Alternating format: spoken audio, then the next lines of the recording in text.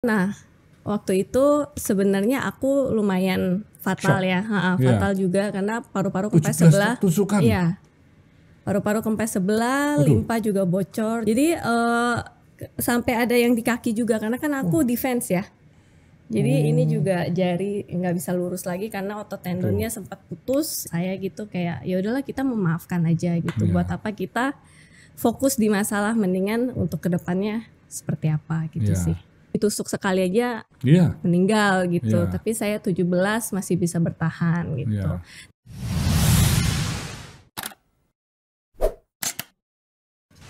Semangat pagi Sobat Sukses. Pada hari yang very spesial ini saya akan berbincang dengan sosok entrepreneur yang luar biasa, yaitu Listia Magdalena. Iya. Thank you nih atas waktunya ya. Thank you juga Pak udah invite nih.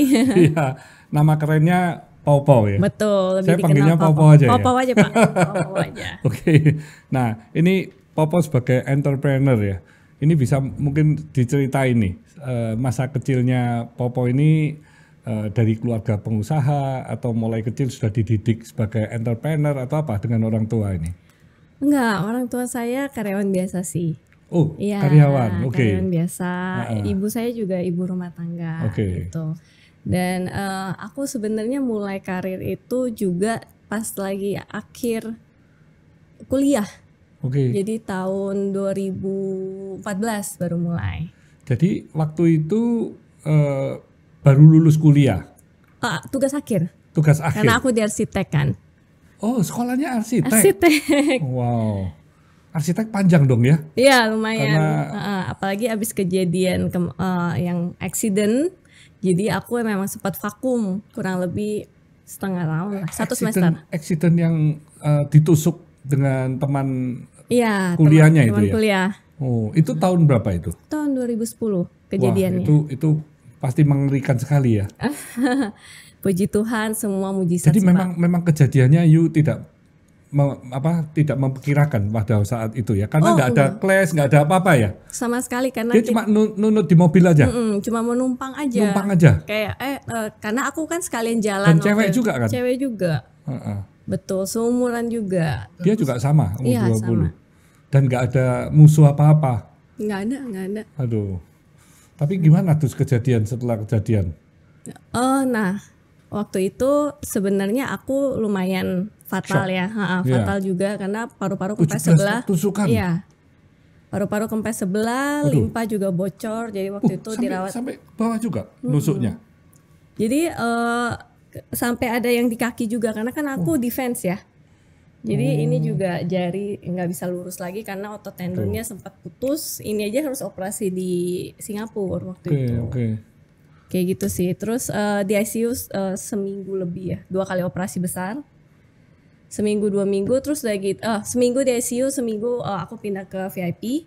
Terus udah gitu di roomnya sebenarnya si dokternya bilang ini masih basah lukanya, jahitannya. Cuman aku bernazar lah saat itu hari Jumat. Aku bilang aku pengen ke gereja. Kata dokternya, ya udah besok. Harusnya sih mustahil ya, nggak mungkin nih ini bisa gitu. Tapi ya udah nggak apa-apa kalau kamu pengen keluar gitu. Terus udah gitu dilihat lagi ternyata besokannya kondisinya aku lukanya tiba-tiba udah kering. Semua akhirnya aku bisa ke gereja saat itu. Sisanya aku rawat jalan sih, dan puji Tuhan sampai sekarang nggak ada efek samping atau apapun. Iya. Jadi setelah itu Papa masih nerusin kuliah lagi? Terusin langsung. Loh, gimana dengan orang yang menusuk itu? Dia akhirnya mengundurkan diri. Oh, dari sekolahnya. Oh, oke. Tapi nggak sampai di pengadilan segala? Hampir Pak. Cuman tau lah ya, kayak untuk ngurus pengadilan seperti itu kan sulit juga gitu kan, dan buang waktu yang cukup banyak. Jadi memang punya kelainan jiwa ya. Iya gitu. Jadi kalau dari saya dan juga dari papa saya gitu kayak ya udahlah kita memaafkan aja gitu. Buat apa kita fokus di masalah, mendingan untuk kedepannya seperti apa gitu sih. Dan itu Popo akhirnya sampai selesai kan? Selesai, aku selesai. Puji Tuhan arsitek selesai walaupun susah ya. Iya.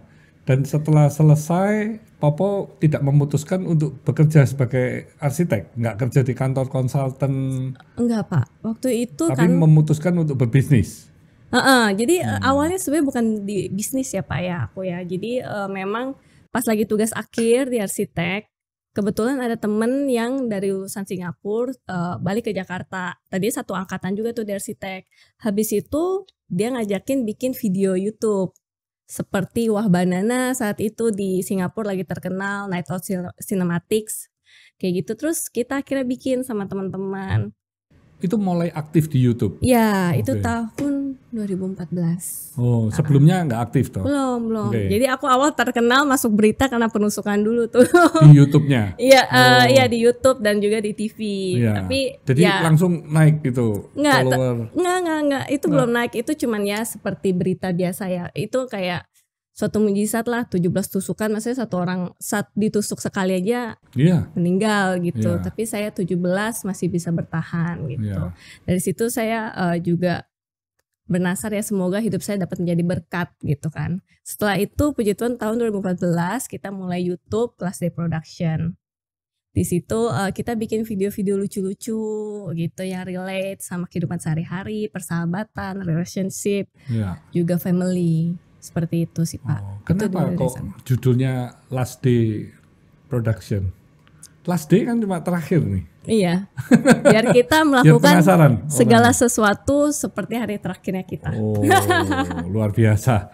Jadi benar-benar mau full apapun yang mau diinikan ya, tampilkan ya. Tapi jadinya Pak, kita selalu produksi di hari-hari terakhir. Jadi beneran mepet semuanya.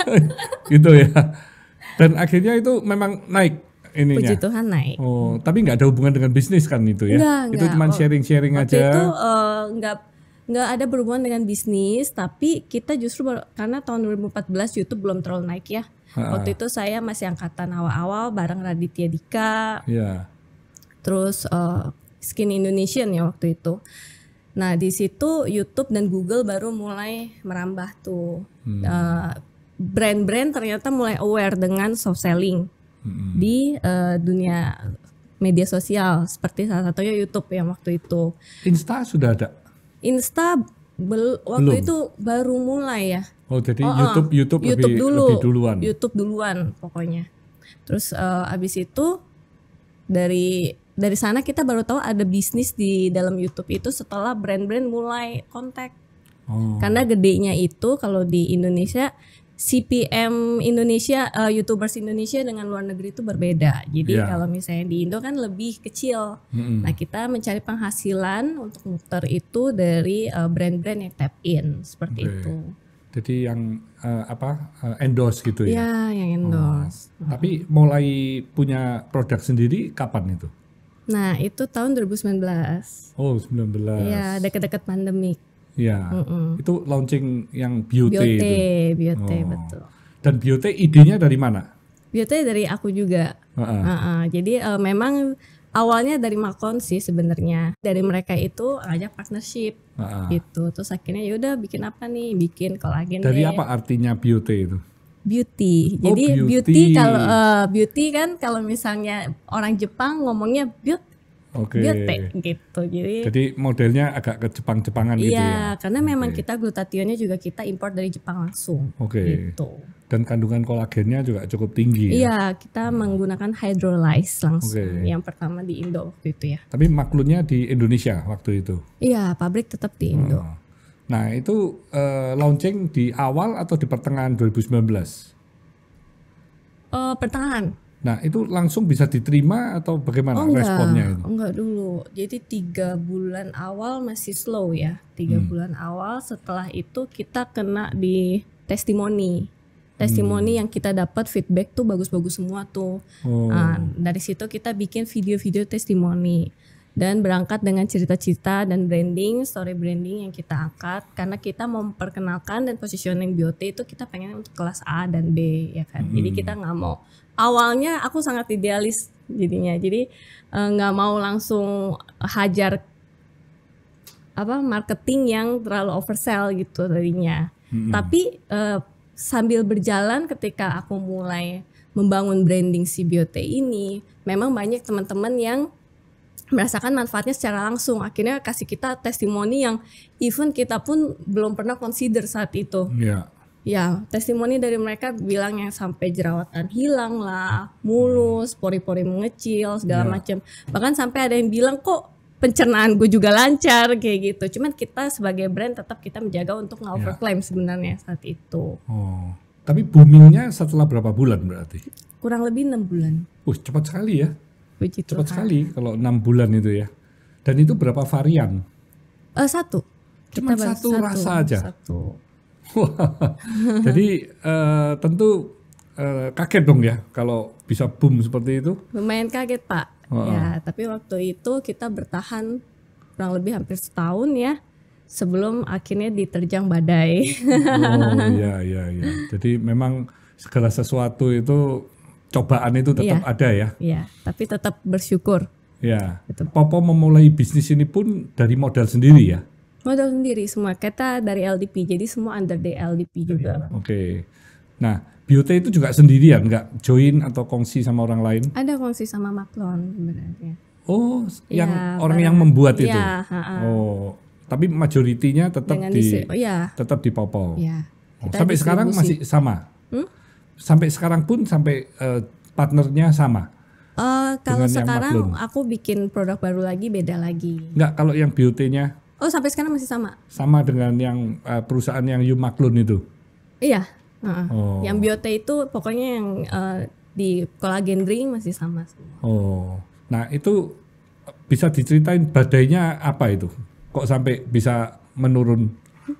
Waktu itu karena kita banyak masuk testimoni dan juga reseller yang banyak banget. Jadi kayak testimoni mereka dan klaim-klaim mereka nggak bisa kita waktu itu kontrol. Iya, kontrol. Karena mereka reseller ya. Betul. Jadi you pakai model reseller gitu. Ya, sedangkan kita di LDP ini kan memegang dari segi dari produk sampai jadi, terus kita brandingin dan marketingin gitu. Nah, untuk pegang distribusi, reseller gitu bukan tim kita waktu itu. Jadi lepaslah di situ, nggak tahu kelolosan istilahnya ya, terus akhirnya kena review sama Dr. Richard bahwa kita overclaim.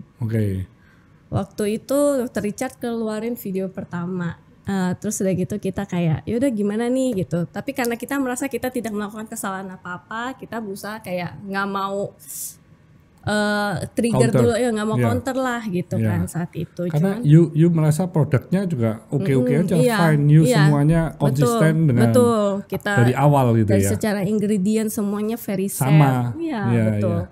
Kita hanya sebagai suplemen ya. Tapi ada impact ya ternyata ya. Tentu pastinya ada impact ke dalam omset ya.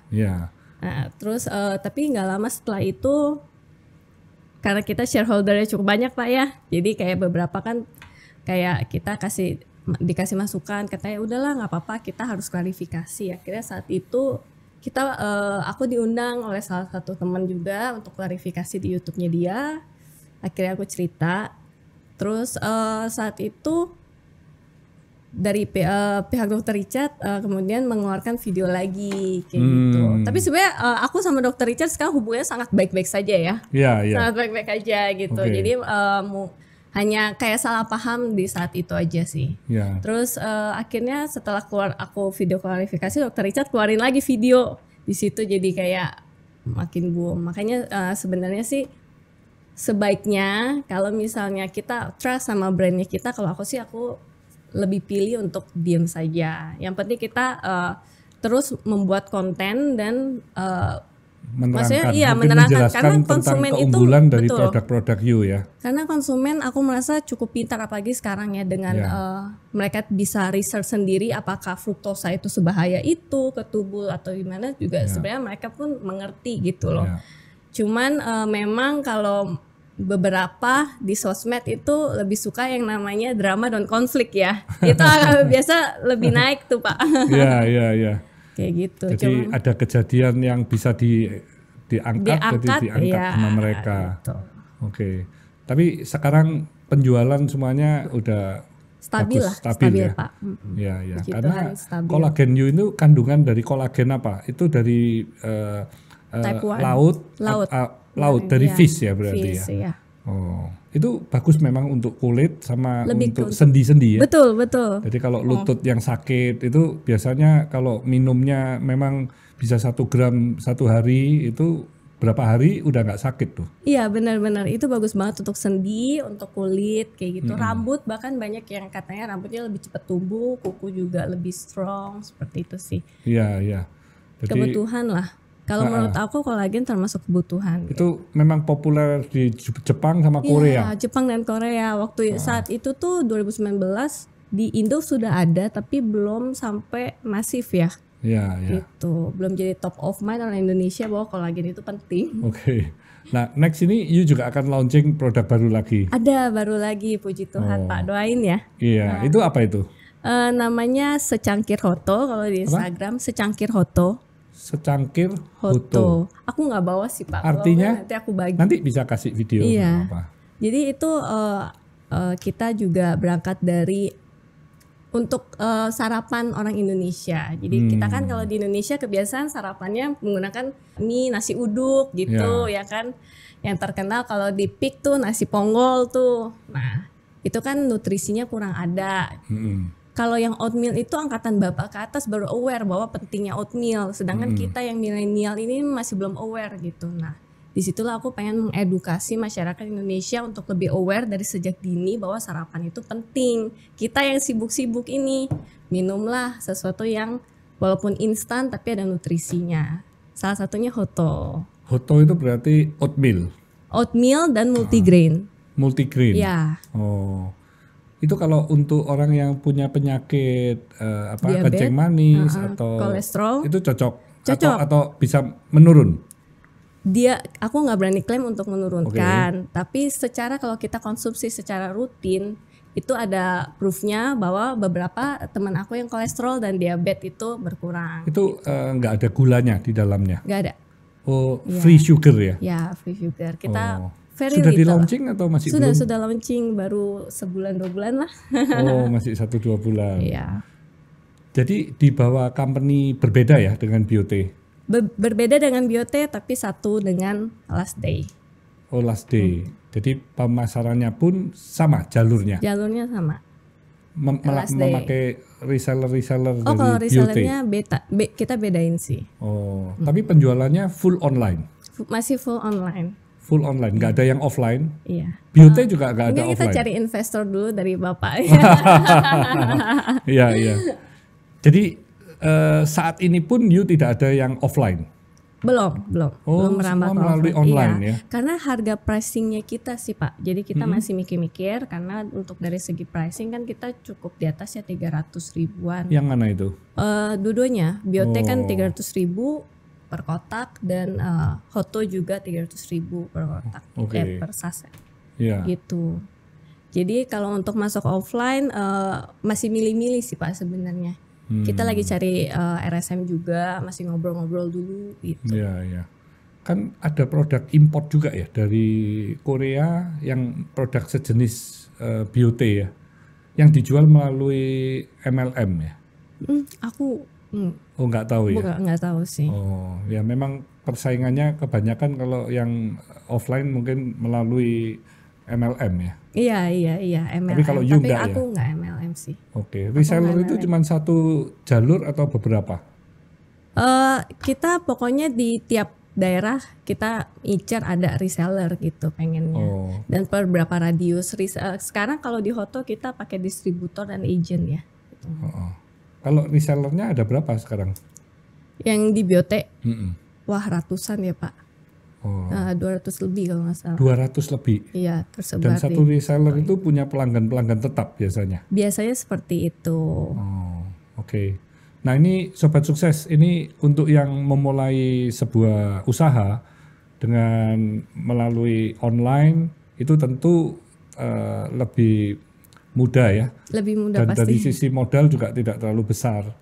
Kalau offline kan itu Betul. pasti you akan membutuhkan effort yang lebih. Betul, yang dan lebih besar. untuk masuk ke store gitu kan butuh ini juga ya, uang di muka juga seperti Iya. itu. Nah, Tapi kalau di sana dijual melalui online kan juga harus aktif dari sisi komunikasinya, Oh, dia dari sisi branding dan video. brandingnya, Kita berbicara semua lewat video sih Pak. Kalau sekarang. promo iklannya semuanya juga ada budgetnya kan? Betul, Oke. betul. Dan di awal-awal sudah harus burning money atau sudah enggak kalau mengenai brand baru tadi? Yang brand baru ini untuk awal-awal kita nggak terlalu banyak, kita tetap jaga sih. Karena jaga dari sisi aku cash flow, anggapnya masih keuangan. walaupun udah Biote udah sempat ngehit, tapi yang brand baru ini aku tetap mau sistemnya mulai dari awal lagi, UMKM lagi kan. Jadi semuanya kita jaga sih dari budget branding semua dan kebetulan produksinya juga satu dengan Last Day Production. Jadi itu yang menekan cost juga sih sebenarnya. Oh, tapi maklunnya di tempat yang berbeda. Beda. Oh, oke. Di Jakarta ya semuanya ya. Jakarta sih Pak. Oke. Dari pengalaman Popo ya, itu berapa persen sih yang orang yang berhasil di bisnis melalui online? Kurang lebih di online ya. Kan pasti banyak ya yang mencoba-coba itu kan pasti banyak sekali ya. Kalau saya lihat kurang lebih 30% lah ya. Yang sukses. Yang beneran sukses dan masih ada sampai sekarang ya, nggak cuman one time hit doang ya. Oh, cukup tinggi tuh. Kalau data dari Komeninfo hanya 5%. Masa? Kalau saya soalnya sekitar saya Pak rata-rata Karena ini 5 penjual tahun online. kan, kita ngelihatnya jangkanya juga panjang, jadi bukan di awal saja. Tapi berarti saya cukup optimis ya sebenarnya. dia bisa pertahannya itu harus paling enggak 5 tahun itu harus tetap survive. Itu kan sudah lebih dari 5 tahun kan. Iya. Jadi you termasuk yang sukses di dalam 5%. Amin Pak. Cuman kalau puji Tuhan teman-teman saya sih yang di online bisnisnya masih jalan semua. Oke. Mungkin next kalau ada pengembangan produk baru, kami juga ada pabrik. Siap Pak. Saya tunggu panggilan yang aja. bisa support nanti. Siap. Nah, kalau visi kedepannya apa, Popo? Kalau company sih sebenarnya kita Last Day Production pengennya tetap bisa produksi untuk movie-nya. Movie? Iya. Oke. Karena kan kita awalnya memang berkecimpung di bidang film ya kan. Iya. Di situ tetap berkembang dan untuk aku sendiri sebenarnya idealisme aku dan mimpi aku adalah tetap membuat beauty product, makeup gitu dan juga pastinya produk-produk kesehatan seperti Hoto ini yang bring wellness tuh masyarakat Indonesia gitu sih Pak. Berarti akan mengembangkan ke skincare dan wellness kosmetik ya. juga ya? Iya, kosmetik. Ini sekarang tadi udah ngobrol sama pemainnya banyak sekali ya? Betul, banyak sekali. Kelihatannya hampir mirip ya antara health product sama kosmetik ini ya, sama-sama banyak ya. Apalagi sekarang kalau misalnya untuk di beauty, udah merambahnya juga beauty nggak asal cantik ya, tapi beauty itu semua harus dimulai dari kesehatan juga yang dari dalam. Itulah. Iya, zaman sekarang tuh semua berubah cepat banget sih Pak. Kalau aku lihat kayak di luar negeri kita harus mengikuti market luar sih. Ya, terutama setelah pandemi ya, itu lebih cepat lagi ya. Iya. Sekarang orang mengerti bahwa online itu udah cukup ya untuk kita meeting online dengan overseas gitu. Iya. Yang paling penting mungkin sekarang belajar bahasa. Sekarang lagi belajar bahasa apa? Mandarin pasti. Oh, Mandarin. Ya. Karena memang Tiongkok ini yang negaranya paling bertumbuh cepat. Betul. Okay. Ini Popo agak kejar waktu ini ya. Oh iya, mau ke Jakarta airport ya. lagi ya langsung. Iya, ini thank you atas waktunya. Mungkin bisa kasih ini sharing kepada para sobat sukses milenial. Apa nih yang langkah-langkah yang harus dilakukan untuk bisa menjadi entrepreneur? Tentunya melalui online gitu. Mental yang kuat ya. Kalau di online tuh persiapannya apa saja gitu. Iya. Persiapannya kalau di online sih sebenarnya lebih kayak pasti alat-alat kamera untuk video itu tuh sangat berbicara di sosial media gitu. Video gimana visual harus menarik, gimana kita bisa menggait penonton dan viewers, gimana kita ngebangun story dan branding gitu sih untuk produk kita, apa value kita dibandingkan produk-produk yang lainnya yang pastinya mirip-mirip gitu, itu harus ditemukan dahulu gitu. Setelah itu jualah value kalian, terus kemudian pastinya harus konsisten dan keep humble seperti Pak Hermanto ini yang selalu mau belajar dari kita anak-anak muda, selalu mendengarkan paling depan loh tiap kali di ini. Hebat. Saya belajar banyak dengan Bapak juga. Lihat family-nya juga sangat solid. Keren banget Pak. Thank you banget Pak waktunya ya. Thank you untuk pembelajarannya. Oke, thank you. Nah, Sobat Sukses, sudah banyak ini mendengar sharing dari Popo ya. Semoga bisa bermanfaat dan bisa membuat you punya langkah-langkah lebih mantap ya. Stay humble, stay positive, stay on fire.